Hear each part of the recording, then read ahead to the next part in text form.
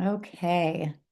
Good morning, everybody, and good afternoon. And to one of you, yeah, definitely to one of you, good evening. Today, we're going to be doing a class that I titled Pain, a Gateway to Freedom with a question mark at the end. Um, we're going to reside, we're going to rest. We're going to be in the question today and in a little bit of learning, a little bit of conversation, a little bit of reflection. We're going to consider how perhaps our own pain might lead us to a sense of freedom or not. It's a question mark. So there's a lot of possibilities in that, and we're all so different. So I want to really hold all of us and all the possibilities for us who are here today and then who watch later, that there's a similar holding. There's still this possibility, even in watching this later, that we can really reflect and even be involved, even if we're not present live. So I thought today what I would do is actually just read the description for the class. And then in this way, we kind of know where we are and we can dive in together. So, okay. So I begin with a quote. This is the quote. Some of you say joy is greater than sorrow, and others say, nay, sorrow is greater. But I say unto you, they are inseparable. Together they come. And when one sits alone with you at your board, remember that the other is asleep upon your bed. That is from a book called The Prophet by Kahlil Gibran. And just to note, if you don't know what a board is, it's kind of like a table, right? So together they come, joy and sorrow, right? When one is at your table, right, the other's on your bed. So both are in the same house. Over the years, I have come to believe that pain is a necessary part of spiritual awakening. It is in the greatest moments of pain that I feel a shaking of my form or a cracking open of my heart. And in it, if I have the capacity and the courage to not push it away or down, something begins to shift. And my past limited understanding of who I think I am begins to rattle. And if I let it inform me, I awaken to the truth. Easier said than done. I recently had an experience that had me clutched in fear. Without getting into the story, I can say this. It is because of the pain and the worry and the fear that I was in and am in now, intermittently, not in this moment, able to enter my body and deeply feel how there are still ways I do not listen to myself. As if the body has been gently saying, you must listen. Having not been heard, it became a louder call. It became, listen now. I could feel my mortality, both the emotional and physical death that would come if I continued to do certain things. And then, and here's the bittersweet beauty of it, it's all the same. That which I do and think and imagine and say and eat and feel all require tending to and listening to. If I eat things that hurt me, is it not the same as thinking thoughts that disrupt my peace of mind? And if it is all the same, then perhaps a real makeover is called for. May life be acknowledged for what it actually is. Underneath the disruption, it is a gift. So today, what I like to do is invite you into this conversation. I obviously, as I wrote in this description for this class, I recently was in a great deal of pain, and it brought me to say, "This is the next class we're doing." What do we all think about this? So I really want it to be, like I said, a little bit of learning and a lot of conversation. And we'll do some self-care tools as always for sure. Um, and welcome. Okay, so we're going to consider certain questions. I also had that in the description. Questions like, in the moment of pain, is it even possible to move towards release, to move towards freedom, to have an expression? Is freedom possible if the sensation of pain is really, really great? Is it even possible to begin to move in that direction? Can I use my tools when I'm in extreme pain, right? If I'm in extreme pain and just cuddled up in my bed and feel like I can't move, Do I go to reflexology? Do I get up and stretch? Am I able to meditate? What am I able to do in moments where it feels so dire? So we'll consider these questions. So I wanted to begin just by asking, and please unmute yourself whenever. And if you're not able to, you can put it in the chat and I will read whatever is put there. But my first question for you is what happens to you or what happens to us? What have you seen? But really, what happens to you in moments of discord? Physiologically, what's happening? And also emotionally, what is coming in? When you're in pain, when there is discord, what is happening? And as always, I like to write them down. So just unmute and say them. Angst. Angst. Mhm. What else? Freeze. Say it again. Freeze. Freeze. The body freezes. Good. What else?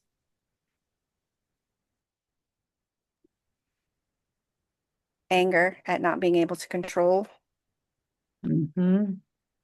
Really good. Anger at not being able to control. I want to underline that word too, control too, right? That's a pivotal piece. Right. Really good. Okay. What else? Fear. Fear. Yes, Diane. Fear. Beautiful. Fear. Regress. Ooh, regress. Can you That's expound a little bit on that? To childlike behaviors and coping mechanisms and that kind of thing. Yeah. Childlike behaviors and coping mechanisms. Really good. What else?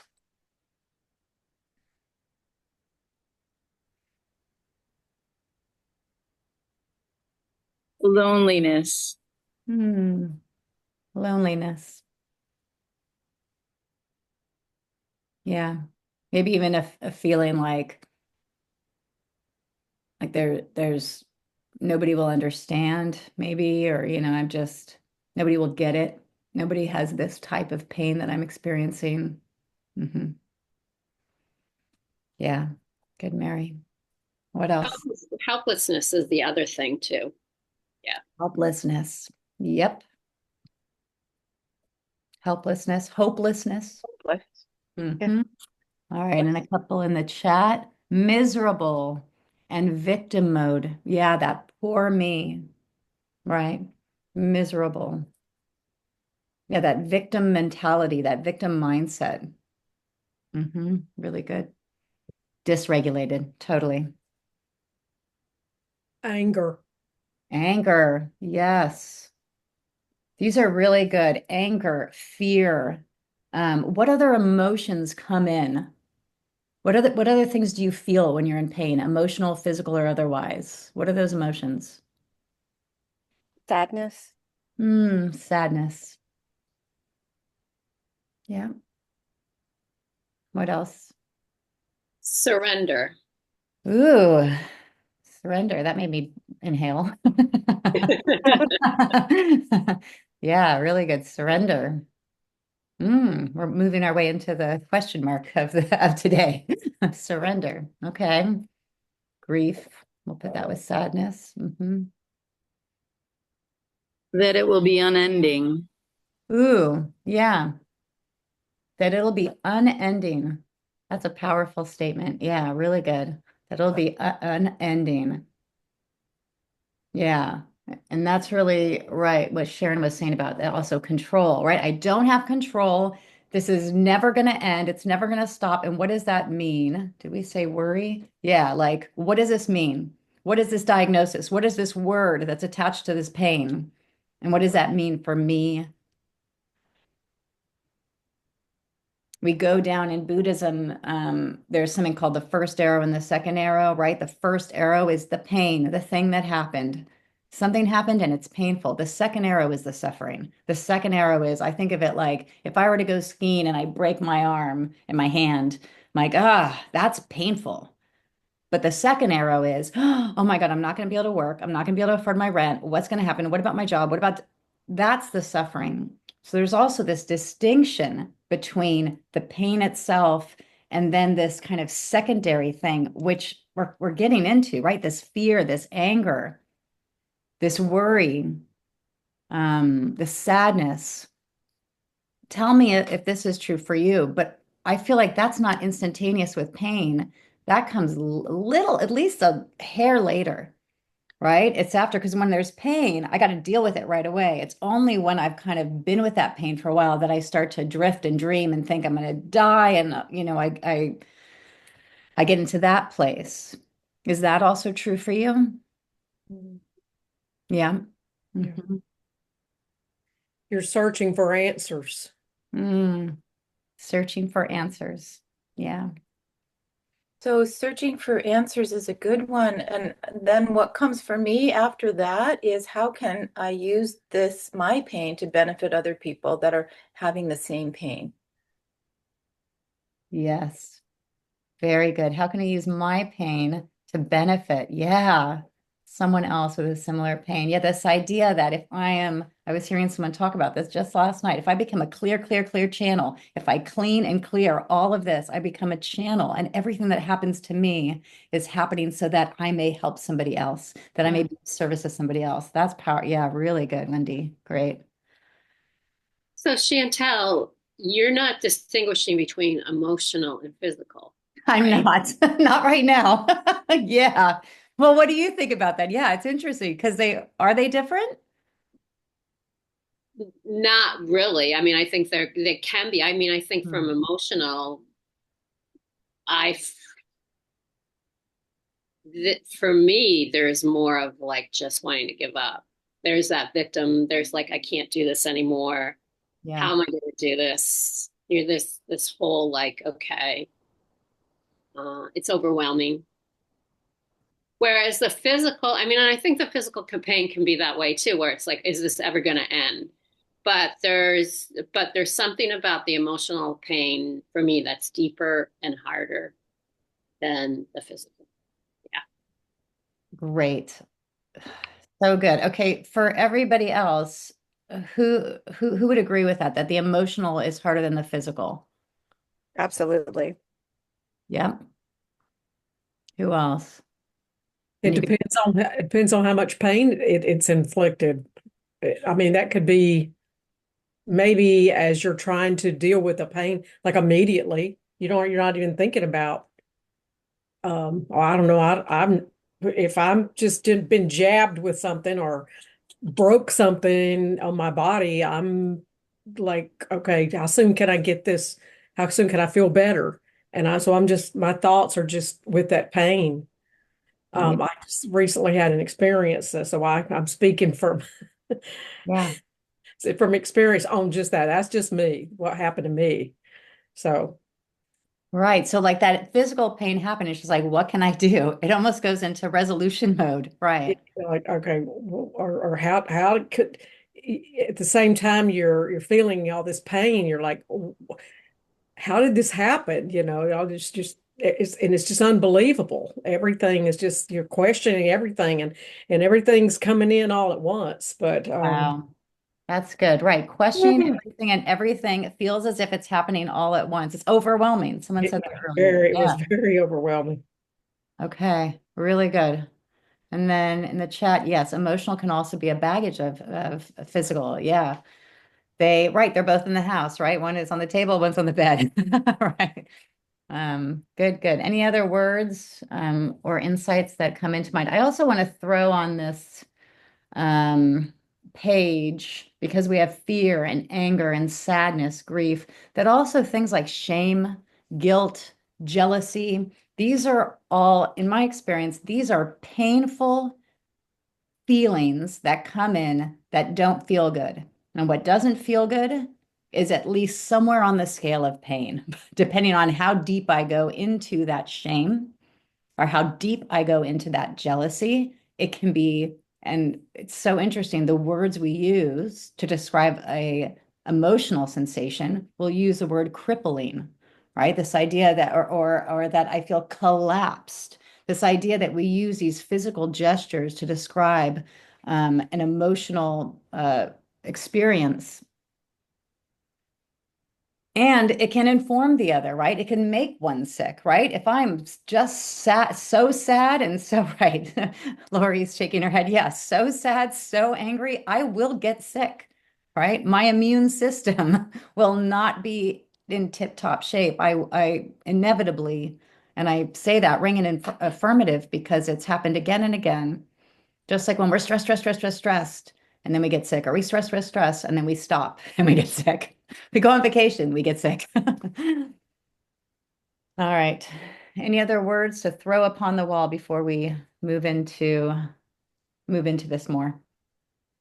I think of heartache, Chantel, Yeah. because I can feel my heart ache when I Mm. like if something is like so profound or so sad or so there's just this like overwhelming sense of, oh my God, my heart aches. Yeah. Totally. Beautiful. Beautiful. Beautiful. Difficult. The description. Yeah. All right. Somebody else said, shame at not being able to function on a physical or emotional level. Like you feel you should, like you're letting other people down. Yeah. We're so complex. Really good. Really, really, really, really good.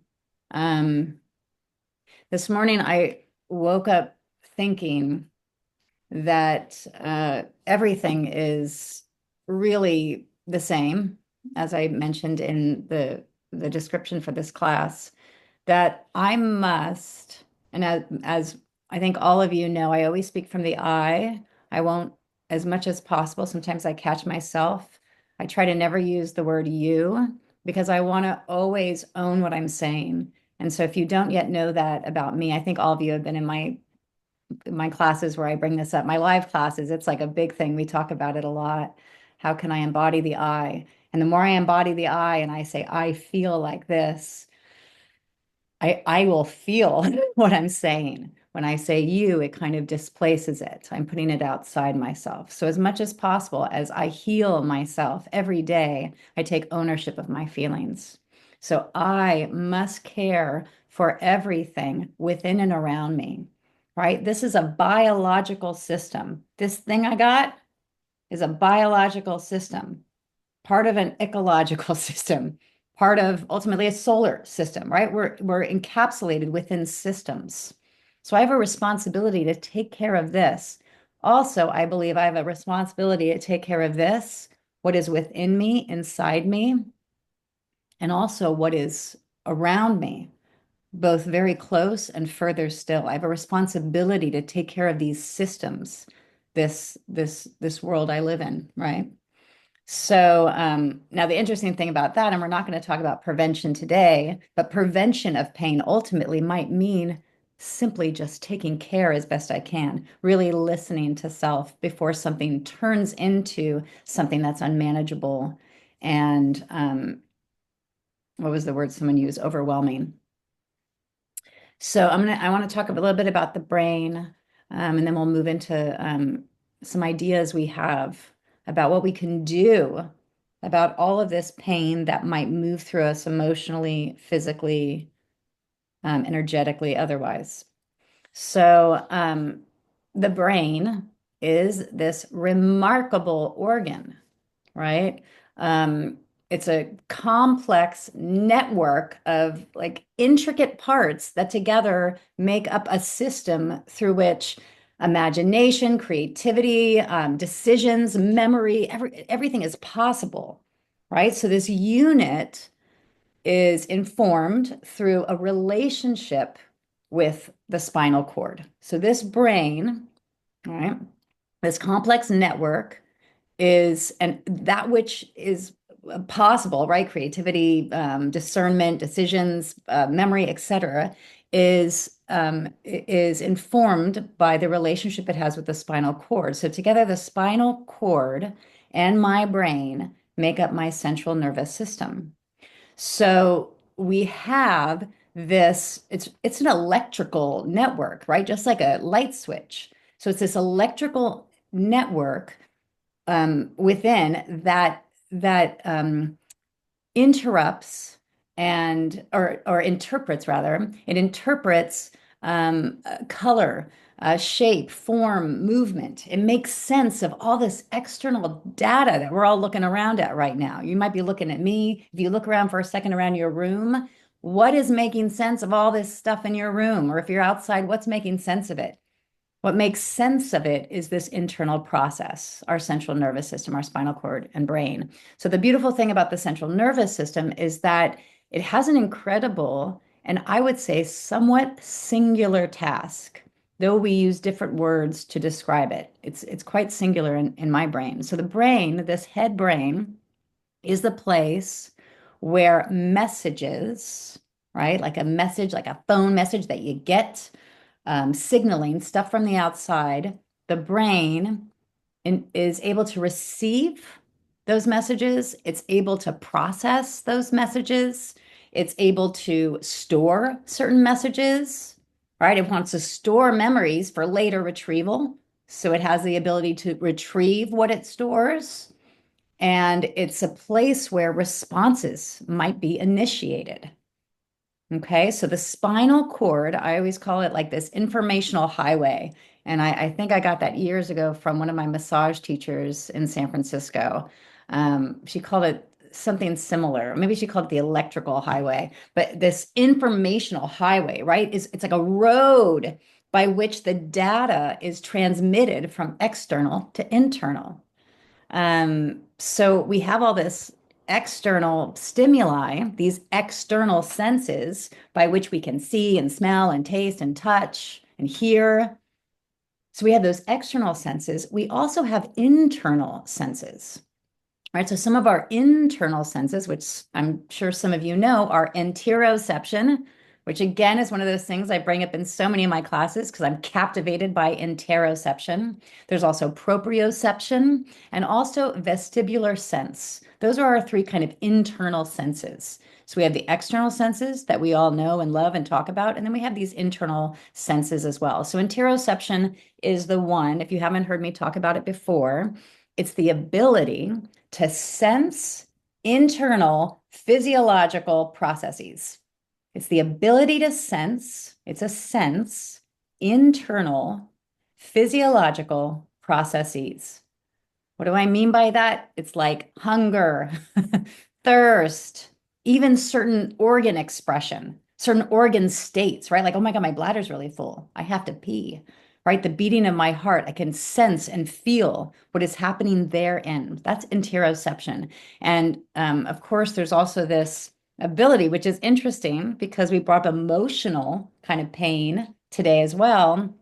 That idea of interoception might mean we can take it to also mean these feelings, this kind of intuition, this felt sense that is deep, deep within. So that too can be interoception to some. Proprioception is just feedback from the body in space. Like, what is my positioning? What is my movement? Muscle, what are my muscles and joints doing? It's like I like to think of it like I love the alliteration. It's like movement messaging. Like, what is my body move? What is this movement meaning? Right? That's proprioception. What does this movement mean? Okay. And then finally, vestibular sense. If you don't know what that is, just think of it as the same as proprioception. Proprioception is the body, vestibular sense is the head. So vestibular sense is sensing, where's my head in space? Which I think is interesting that there's another word for the head and the body. Or maybe that's just, us humans as we separate as it can be, as it has been philosophically for a long, long time, this idea that that one can often think there's this duality, that my head is different than my body, that I'm not this holistic self, right? Many of you are in the healing world or you're reflexologists, and we're in a holistic field, right? If there's something going on with one's liver, I want to think of the whole being, not just tend to the liver. I want to think about what else is going on, right? So these senses, internal or external, exist, and the spinal cord and the brain allow for this internal processing. So ultimately, the brain is important because it's going to determine or create an action. So pain and its relationship to the brain. I like to think of the brain, I mean the pain as just like it's like a big old voice. It's a great indicator. It's saying it's proclaiming something is amiss. You better listen to me right now. Um, there's a lot of diversity of pain, not just with physical and emotional, but so many different types of pain within the physical, spiritual, emotional, mental realms. Um, but if I were to try to label like what it could be, I would say it's a call. Pain is it's a voice. It's saying something. It's saying, listen to me, something's wrong. Um, many of you already know. I said proprioception. There's also something called nociception. Nociception is pain perception, or a nociceptor. You could think of noci meaning pain, and scepter meaning like a receptor. So a nociceptor are just, or nociceptors are all over the body, right? They're receptors, they're sensors, and they are detecting pain. So the nociceptor is going to communicate that painful stimuli, that information, that data from the outside. It's going to communicate it, thankfully, to the spinal cord. The spinal cord is going to run up, run up and say, what do we do about it? And then the brain gets to have that governing voice of what are we going to do? Are we going to move away? Are we going to move towards? Is it going to be okay? Right? It's going to make that secondary governing. So the brain, as I said, it receives, it processes, it stores, it responds to pain. So the brain is going to respond to the painful stimuli. It's processed, and this is where I really want to lead us into our next question, is when pain happens, it seems to be that there's a lot of autonomic and automatic responses that happen. And I think there's a lot of reasoning for that. And there's also habitual responses as well. My curiosity and what I am curious to know what you think is all of those automatic, autonomic processes, some based on past experiences, they're primarily unconscious, I think, right? They just happen, right? Right away, we go to fear. Right away, we go to worry. Right away, we go to sadness. Right away, we go to shame. Every one of us, we might have some crossover, but there's going to be a very different, however subtle, way that we will be responding to that pain. So that very automatic, autonomic, unconscious reactions, behaviors. Lori said, yeah, like the coping mechanisms, all that stuff. My curiosity and my question for you is what can we do to interrupt? Is there anything that can be done to interrupt that process? To, for instance, like stop that second arrow? What do you think? What can interrupt a pain response? Or is there anything that can? What can we do? And again, just call it out. Breathing can help. Breathing. Breathing's great because it's totally autonomic, right? But we actually we have cognitive fun. I love that. Yes, we have cognitive function. We have the ability, the capacity for higher cognitive function, which means I can direct my breath just like I could direct my thoughts. Really good. Awesome. What else? Being in nature and sunlight. Being in nature and sunlight. Yeah. Which is where you are right now. What else?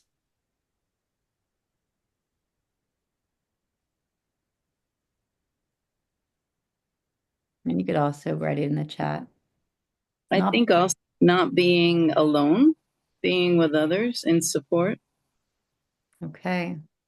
So a way to interrupt might be to make a phone call, have someone come over, right? Reaching out. Okay, really good.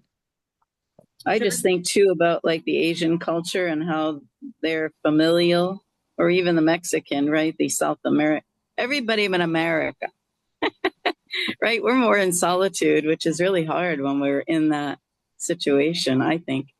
Really good. So this idea that possibly based on potentially where we're born, how we grow up, our culture may influence our level of solitude, our level of, yeah, familial connection, community connection.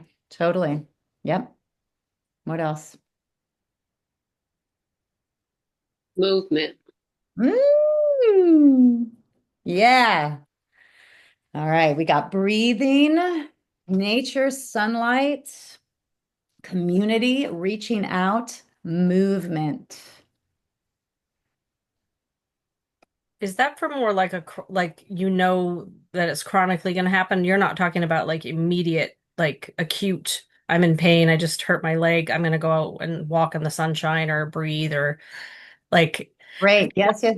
my brain is saying, okay, I'd want to do those things, but maybe it's not capable. I don't want to keep myself in that down place, but in the acute, what would I do? So good. So what would you do? Nate, what would be one thing you would do if it was acute physical, and what is one thing you would do if it was the opposite, something that you would be able to move through? What do you think? I mean, I guess the breathing is still good for either one. What do Mm-hmm. you And you can Yeah. also do reflexology or tapping or something like that. That would be movement based too, right? So it's like the way of like, and I love that Dom put distraction because that's definitely the key. That makes a difference. Yeah, that's Awesome. my experience. Yeah. Yeah, I would second the tapping. That's a good And I choice. like that you put it in, it's like you put it in a column of movement. I wouldn't have thought to do that. I really like that. Because the thing is, you're right. That is a movement. I got to move like literally my hand, my arm to apply. Yeah, Lori.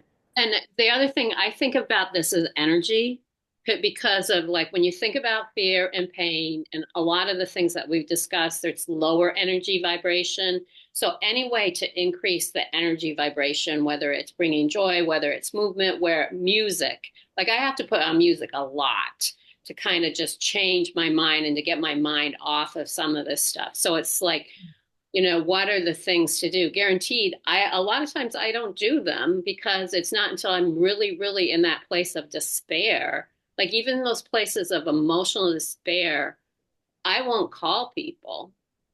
I'll have to really make an effort to be able to say, honestly, things are shitty right Yeah. now.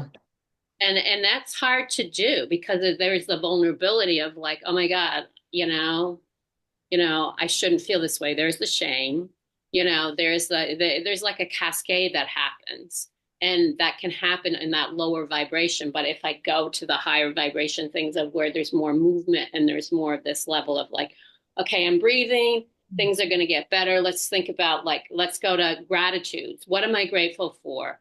The naming. Oh my God, my plant. Okay, what do I have? I have my cat in my lap. It's like all of those things that kind of anchor your body and anchor your system into being here right now, being present. So good. What about toning? Toning or sounding? Ooh, yeah. Yes. Toning and sounding. Absolutely. Yeah. I want to point out when you were talking about the present moment too, or you said something like, right, like in the moment, it's hard to make the call. In the moment, it's hard to do the thing. So that makes me think, and it's something I deeply know and work on, is that I have to do work when I'm well. Because when I am in pain, when I am sick, I need all the work that I've been doing when I'm healthy to be there for me when I'm not healthy. It actually, and the work is beautiful.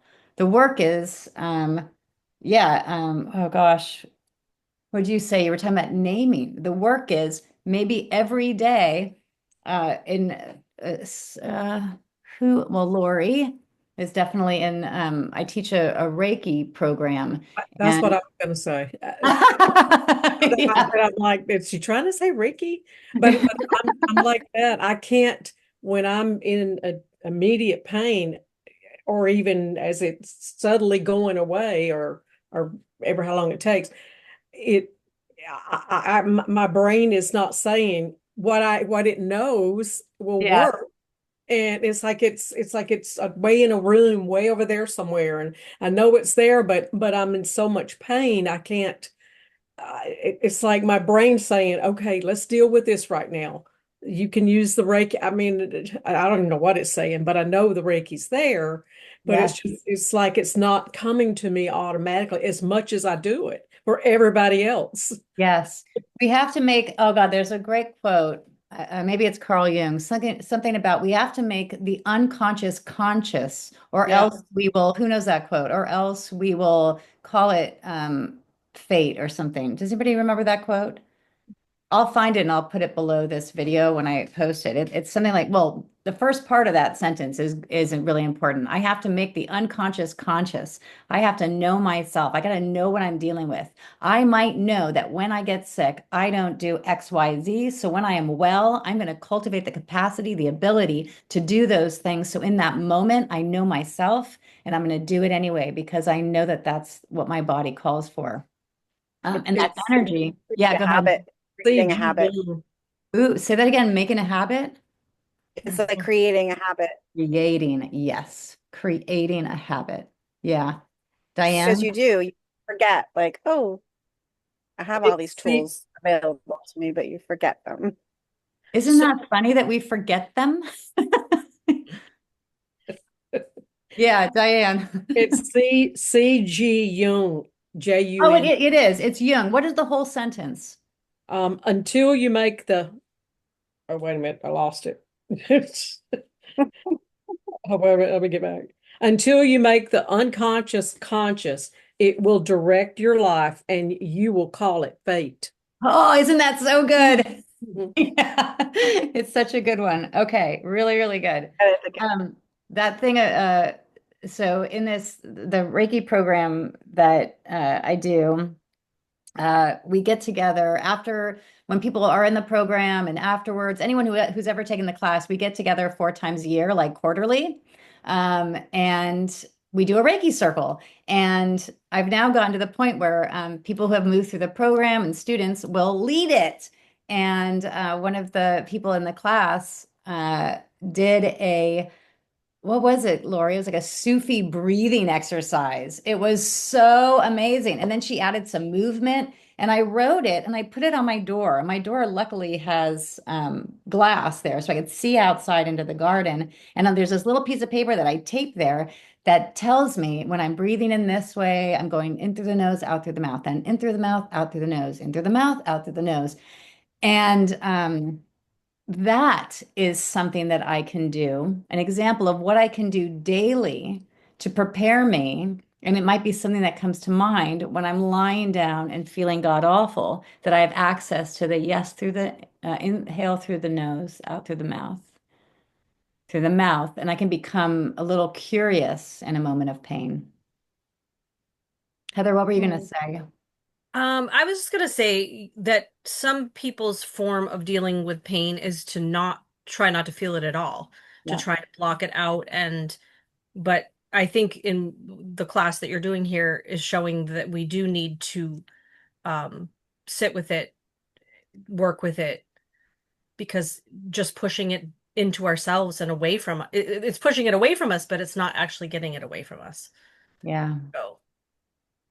Yeah, it's almost like, do you want to deal with it now or later? Because one of these days or now, right? It's like, not you. One will have to deal with it, right? Why not now?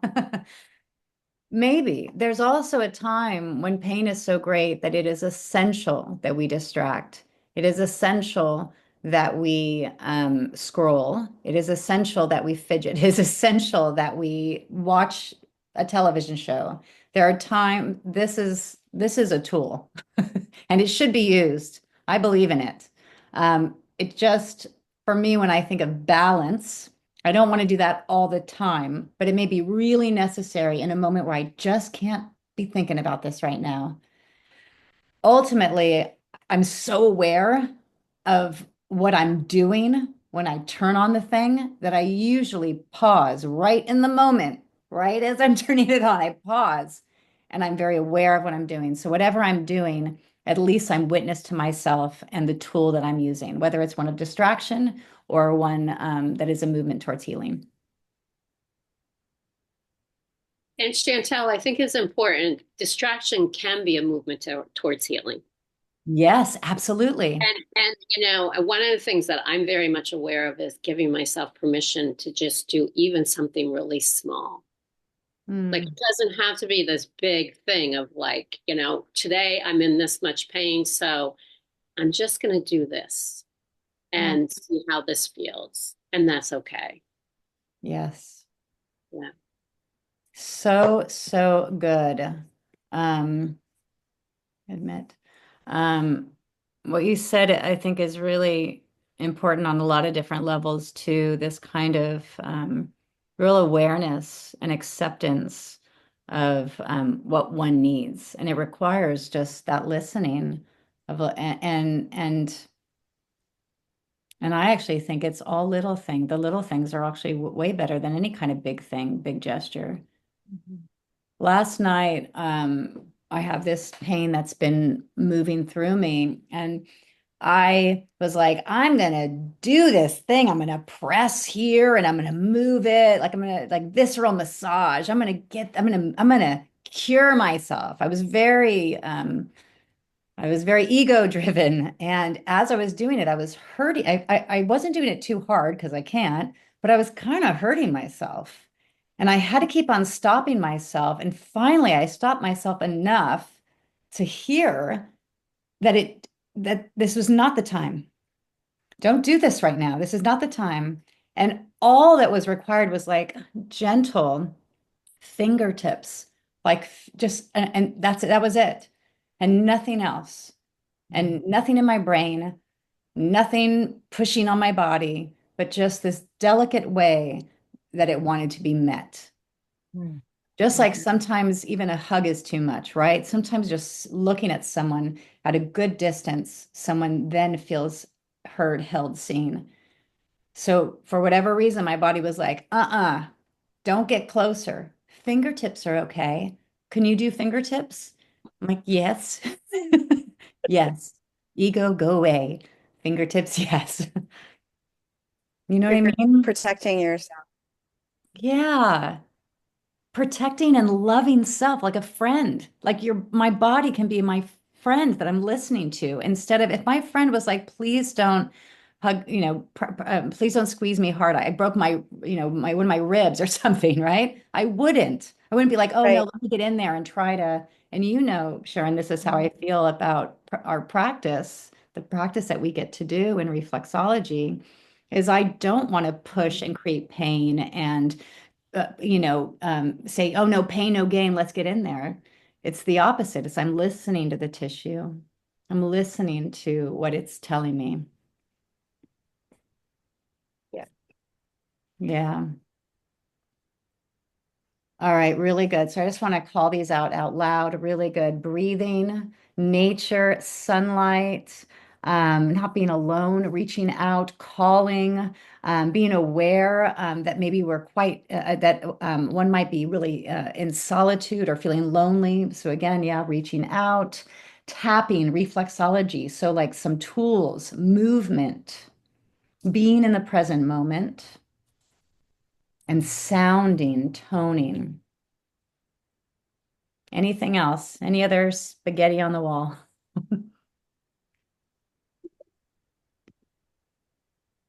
I have one. Yeah. As Lori was talking earlier about energy with movement, I thought of supporting our bodies and our cellular hydration with good quality water and electrolytes, the sparks of life. Mm, yeah. And one more thing is I'm reading this book just now. Oh, yeah.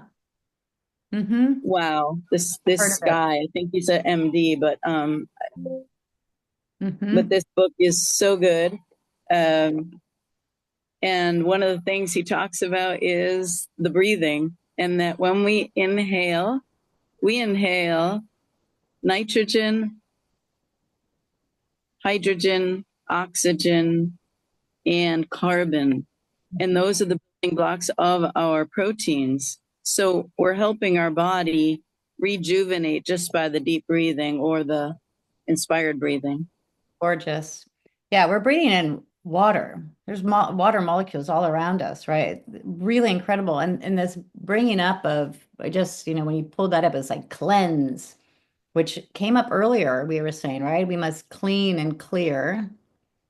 That's something we could do in preparation, right? So my pain became so great that I'm doing kind of a cleanse. I'm drinking a cauliflower smoothie. But I had to get to incredible pain to do that. I didn't do it before the pain. So then that's fine. That's totally fine, right? Whatever gets us there. But sometimes it might be the pain that leads one. So for me, there's certain types of pain. They have to be so bad before I will do something. Are you all similar? Do things have to get bad and painful before you are like, okay? Or are you pretty good at just being like, yeah, I have a strong will. I'm going to change this. What do you think? I need the pain. Pain helps me grow, Gorgeous. Great. And I love unfortunately. how that hearing that, it's so good, Sharon. I don't know if I always really feel it when someone uses their eye like that. I'm like, it just feels so juicy. Like, I thank you for stating it so simply and for knowing, yeah, knowing this about yourself today. It feels so good. Thank you, Sharon. Chantel, I call it a slap in the face. Yeah. I just had one. You I did, had yeah. I had a heart attack July the 12th. Okay. Oh, And if I could say anything about helping somebody else, it would be listen to your body. It was talking, it was screaming at me, but I didn't. It was like it was subtle, but the screaming was loud because it kept on and kept on and messages, billboards, TV. I'd open a book and I'd see something that I needed. It was a I know it was a direct message to me, but it's in the other part of my mind saying, no, that's not for you. That's for somebody else. Somebody that's more sick, or I didn't even consider myself sick, but when it happened, I had no idea it happened. None. So much of pay attention to your body, and it will lead you to what you need to know. And just listen, don't ignore anything. Nothing, nothing can be overlooked. Thank you so much. I thank you so much also for bringing up signs, that there Yeah. are signs all around us. Of course, I'm paying really good attention now, but Yeah. some of those, like that drink that you just showed, I'm doing things now that I should have been doing all along. I'm not going to be. I went through a short time of I wanted to beat myself up, but then I realized the energy that I put to that I could be putting to taking care of myself now and Yes. on the way to the path to doing better now. I'm fortunate I had the wake up call or the slap in the face, and I'm grateful. It hurt the and the emotional pain from that is still I'm still working through that, because the days that I want to beat myself up Mhm. because I know better. I know I'm into all this stuff that I know better, but I was too busy doing something for everybody else. And that's typical for women, but it could go for anybody. I mean, Thank you there's, so much. Yeah. Thank you so much for sharing that. Yeah. I'm so glad you're here. Oh, it's so good to hear you. It's so good to hear everybody right now. This page that I have. It's just a whole bunch of lovely, yummy scribbles of goodness. All right, I'm gonna go through and list some of the tools that I thought of, I wanted to bring in, and we can do them right now, because why not? Why not now? We don't have to be in pain to do them. So I broke them down into two categories. One, if I'm in pain and I have no energy, what do I do? And if I'm in pain and I'm scared, worried, fearful, and I have energy, what do I do? The reason why I thought of that is the pain that I recently moved through. I went through both, and there were different tools that I was able to access depending on if I had energy or no energy. So when I have no energy, doing energy work, there is Reiki, these are just words. Um, the idea is there is this power within and sourced and all around and can be channeled within us. So I can, using my palms, place them on my body, place them on the area that is calling out, that is speaking. So right now, if you were to tap into your body, is there a part of the body that is a little uncomfortable or a little out of alignment or is collapsed? And maybe just place your hand on the area that would support that that part of your body.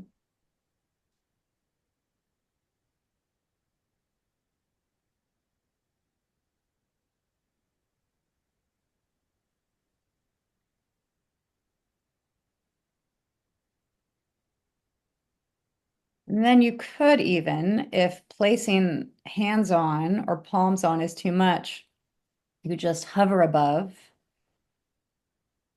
or you could even smooth out the area around where the part of the body is in discord. So I can say I had a pain through here. I could really just kind of smooth the area. I could come quite close to it. I could give it the space it needs, just like you would a friend who's crying and you just want to hold space, be in your back body and really listen to them, right? And not like collapse on them and hug them and tell them it's going to be okay. No, we enter our back body. We really just listen and support. So I can be quite far away. I could do hands-on. I could, well, with no energy, I wouldn't even be able maybe to squeeze, but that is available to us too, right? Having some input, having some movement that can help facilitate movement or flow in that area. Um, One of the things I wrote down was sounding, Wendy. I when I was in that period of pain and collapse, I just started going rum, rum, rum, rum, rum again and again and again. And the funny thing is, it didn't come um, because uh, because I've learned it before. It was like almost it came like it just something needed to happen. The ROM I know is helping at that level of where I was feeling the pain. That's one of the seed mantras. Um, in my in the intuitive Reiki book, on page 127, some of you have this. There's the bija mantras, and it has lam, vam, ram, yam, hum, and then om and om, right? So if you're looking through, if I were tapped into my body at the level of whatever chakra feels closed down, and if you don't do chakras, it doesn't matter, just at the level of where that is. So root chakra, you can be thinking of it as your root chakra, or you could just think of the anatomy there, right? What's happening at the level of like the coccyx and or VAM, the sacral area, the navel region. RAM is the solar plexus region, the enteric nervous system, my gut, right? Ram, Ram, Ram. So this chanting of this sound really helped me in a moment where I was in so much pain and all I could do was curl up like a child, right? So we have sounds that others have found beneficial that we can refer to, but also we could just create our own. We could just sing and we could just start humming and singing and whatever. Anything goes in that moment if we're listening to self, right? Gentle reflexology. Another thing that I started to do, I'll show you, is I usually for years I had a foot roller under my desk or beside the bed. Well, I started doing a 3 pound weight. So when you get these, you get two. And I don't use them at all for what they're meant for. Instead, I have one under my desk here. I had moved it to the side because I was cleaning, but usually it's under my desk, and I have one beside my bed. And I've been doing this actually for quite a while, even before this thing was happening. And it's the perfect thing to put my foot on, or for those of you who know reflexology, the bladder reflex, the lower thoracic and lumbar spine reflex areas, I'm able to push both feet at the same time into them as I'm doing work. So I'm able to like really get into my feet reflex areas while I'm doing something. So I could do that when I'm working. I could do that when I don't feel well. I could do that. We could do that when you're watching a movie, etc. So gentle or assisted reflexology using either my hands, or if I'm just so tired I can't use my hands, using something else. Certainly if you have somebody in your life, they could work on your feet. Uh, then in thinking about if there's a lot of energy, how then can I transmute it? How can I transform it? So energy is energy, right? I label it X or Y or Z, but if there is a certain kind of energetic, maybe even stagnancy, how can I use it and transform it into something else? So if I'm really like in a whole bunch of shame, a whole bunch of anger about myself and what I did and didn't do, and I should have known, I can use that energy because I got a lot of it, and I could literally start to move my hands, move my body, move my torso. Right. I have a friend that got me, she did it. And I go, that's such a good idea. Finding my favorite song and putting it. And Lori, we were talking about this kind of recently too, right? Turning up that song and just like being in the dance, in the body, in the flow, and having all that uplift, that surrender, that word that was said earlier, right? That's where freedom is possible. No matter what's happening, this expression is possible. And I could use all that energy towards something else. And sometimes, and maybe that's a little bit of the distraction too, turning up that sound, right? Letting it be one of the great songs you used to love like 20 years ago and utilizing that energy.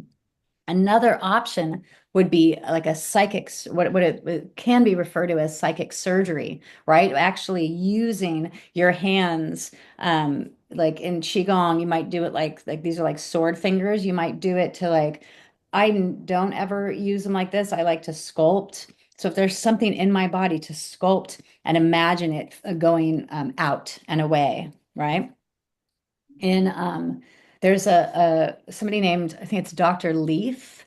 I will talk about this for those of you who are moving into level 2 of reflexology for trauma and addiction. Um, and yeah, Dr. Leaf did a couple experiments. One of them was with children with leukemia, and she had them envision like a Pac-Man in their body, where they were like eating all the like cancer cells away. Right? She did, and then there was a decrease in certain numbers with this imaginative process they were undergoing. And she did one other. Oh gosh, I'll find it and I'll put it in our group too. She did one other really good one that had to do with using our brains, the thing that can so disrupt and hinder and get us into, problematic areas, can actually liberate us if we use it and direct it. And then finally, I would say if you have energy, use your reflexology. And I really would use this one. Where is it? Yeah, it's where you are applying just a little the tip of your first digit on the thumb at the center, and you are moving up and down and really detailing like a big old sun in the whole face of every single finger, and really detail that brain reflex area, and then detail the spinal cord and the brain on both your hands. Yeah. I want to say what I want to, you know what? It just hit the hour, and I always like to honor the hour with these classes. So, I'm going to be doing another brain and pain class. Um, it's going to probably be in December, actually. And it's going to be a good like 3 hour class. We're going to really dive in. And one of the things that we're going to dive into are this what I call the stages of pain, which have changed over the years. Um, they've changed a lot over the years, but we'll talk about that, and if we had more time, I'd go through them, but I'm just going to list them now so you can write them down and kind of discern for yourself if it makes sense for you. In the class, we'll dive deeper. So these are my 7. They're all A's. Number 1, acknowledge, right? Acknowledge the pain. Do not ignore it. Do not push it away, right? David R. Hawkins says we give our power away to the pill, the power that is really within one's own consciousness. So I acknowledge you. I am not going to push you away. I am here for this. Number 2, I assess. I assess the situation. What needs to happen? Get thee to the doctor, whatever, right? Like something's happening. Assess what the situation and take action if necessary, right? If it's critical. Next would be awareness, become aware, identify the sensation, right? So I want to identify with true emotions too, right? Grief, fear, jealousy, the ones we were throwing up on the wall, not false emotions, right? False emotions would more be categorized as things like, I feel unheard. I feel betrayed. I feel disrespected. I feel neglected, abandoned, ignored, attacked. Those are not true emotions because they involve something outside ourselves to help us identify something that can only be determined and felt within. So it has to be a true emotion. So really get into grief, shame, anger, fear, really distill it down, right? And we might have to be with it long enough because words are funny, right? I might have a real habit of saying, I feel unheard, I feel unheard, I feel unheard. So I got to get under all of that to see what is really going on. What is the core feeling underneath that? So that would be awareness. Next would be acceptance. I accept. Um, Rumi said the cure for the pain is in the pain. So I accept I am here, I am in it. Next, I acquaint myself with it. I introduce myself to it. I get to know it. And as I'm doing that, I move into ask. I ask it and I listen. I ask, what do you need? And because I'm listening, I can move into the final stage, which is action or application. I do the thing my body tells me to do. And we'll flesh those out more in the class in December. But just for you to like chew on. So if you're in that class, you could be like, hey, I've been thinking about it. I think this goes before that. And we could have a conversation about it. I wanted to end with a quote, but I wanted to check in first. And then I'll read the quote and we'll end for the day and the night. Are there any questions, ideas, insights, something that came to mind based on what we explored today that you want to say aloud or write in the chat?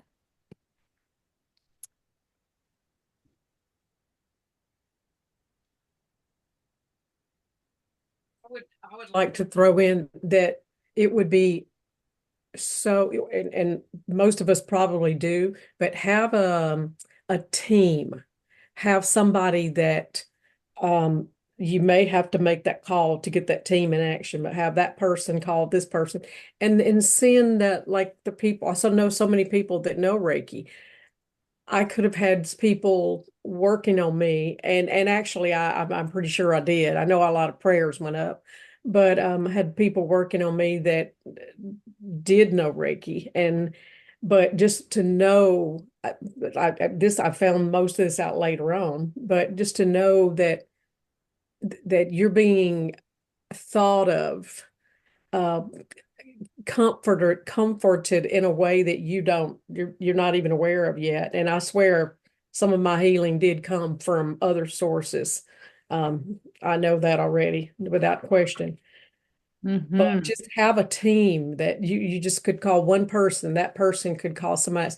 Now, the truth is, I didn't want to talk to a lot of people. I was so, I've never been that, I don't know a word that it was kind of between depression and unknowing, like, what does this mean? I didn't feel it when it was happening. Well, how am I going to know if it's not happening again, But this is way, like, was early on, but so much that just have a team of support that Beautiful. Yes.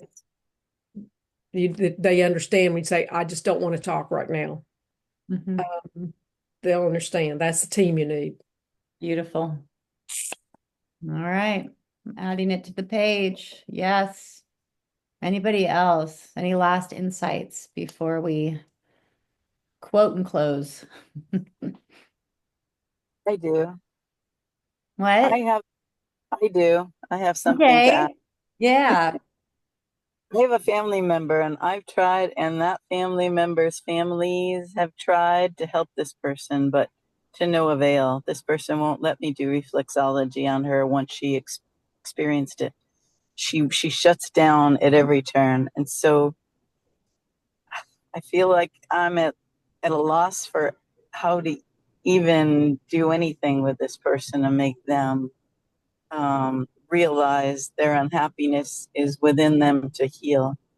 So good. Thank you for bringing this up. This is so, it could be a class in and of itself. Um, and you might already know what I'm going to say, but in Qigong, they say the elixir is within, the power is within us, and we cannot wake anybody else up. We can't, and also we don't know what is right for somebody else. We don't know that that darkness, that bottom, that god awfulness that someone's feeling that we want to get them out of is actually not exactly what they need. They might need to be in that darkness longer. So it is not up to me to decide what someone else needs. It's just hard because our hearts are so big and we love so much and we want to help. But yeah, if someone doesn't want to help, we can't make them help, right? We can't make them, that would be me. Do you know what I'm saying? What do you think? The problem is the anger within that person is turns into vindictiveness and always has since they were a child. And so the family, the people who love this person suffer as well.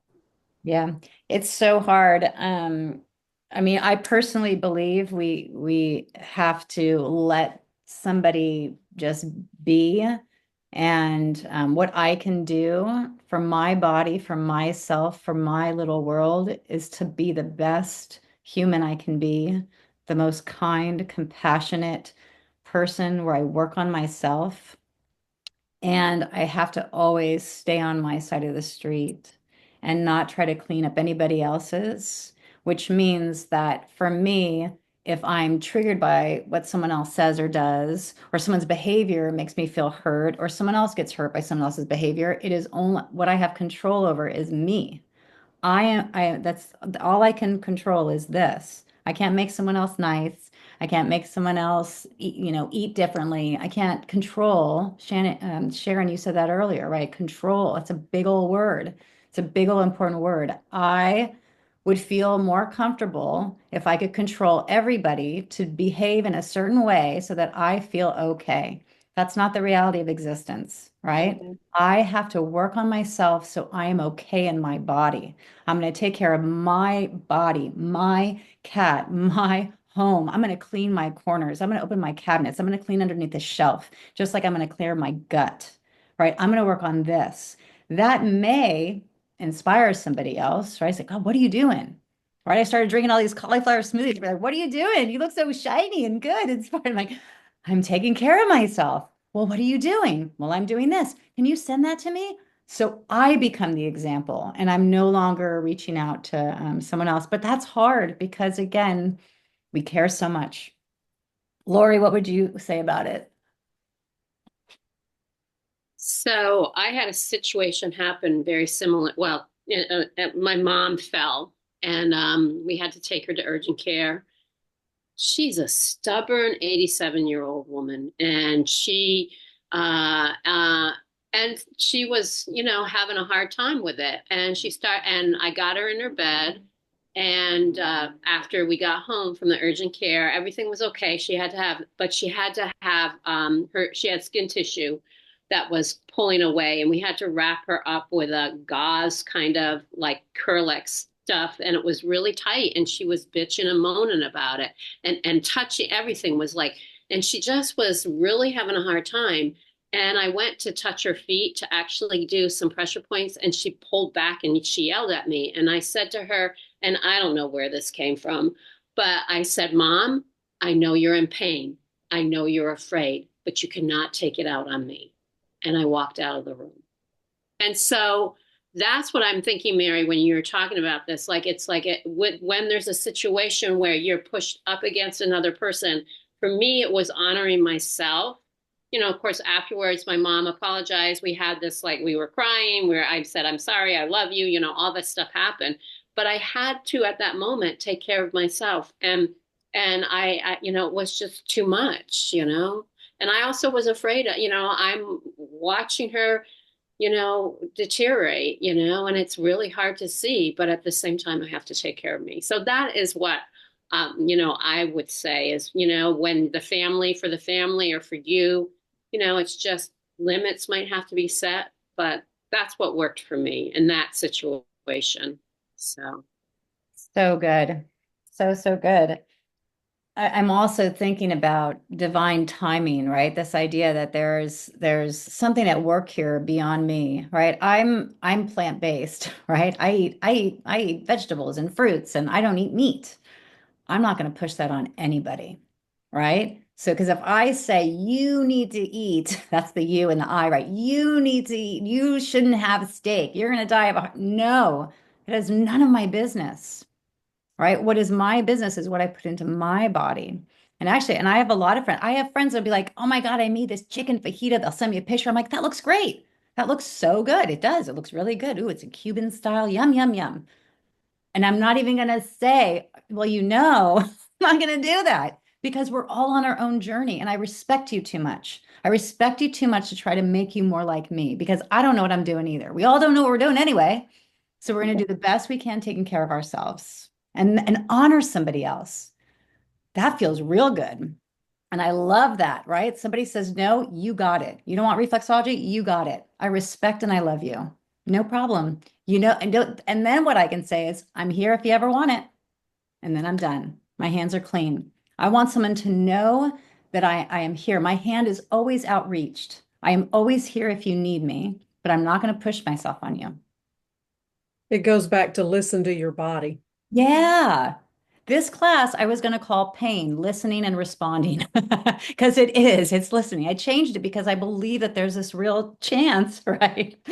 Diane, it's like we can listen and there actually might be this gateway to freedom. Yeah. Okay, I'm going to read a quote and we're going to close for the day. I'm going to read I'm going to read two, I think. All right. All right. What do I want? Do I want to read? Da, da, da, da, da. All right, I'm going to read two. One of them, some of you have heard before because it's one of the ones I do in my reflexology for trauma and addiction class. It's on one of our slides. It's a Michael Singer quote from his book, The Surrender Experiment. Surrender, there's that word.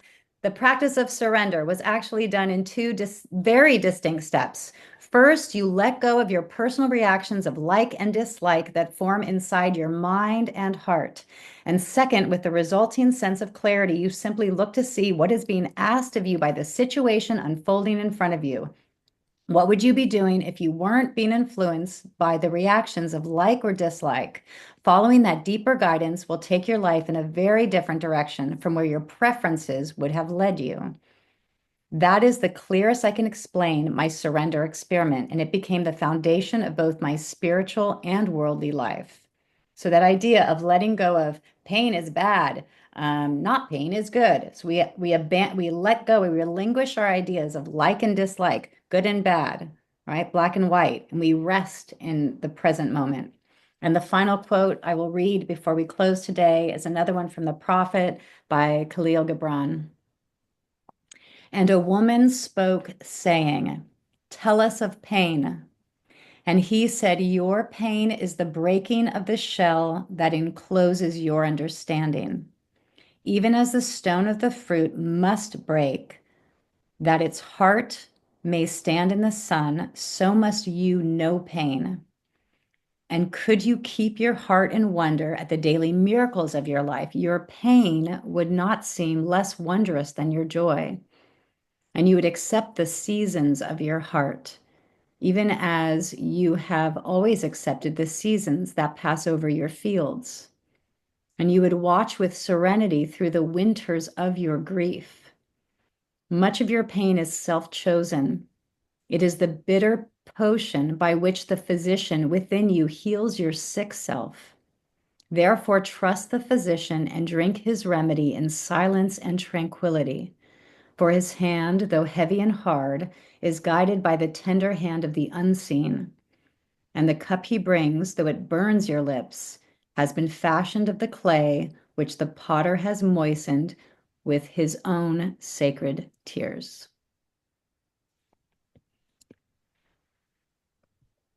Have a beautiful day. Thank you for joining me so much. I feel so lucky that we get to do this. Have a really wonderful day and night, everyone. Thank you. You, Thank you. So. Thank you so much, Chantel, and everyone.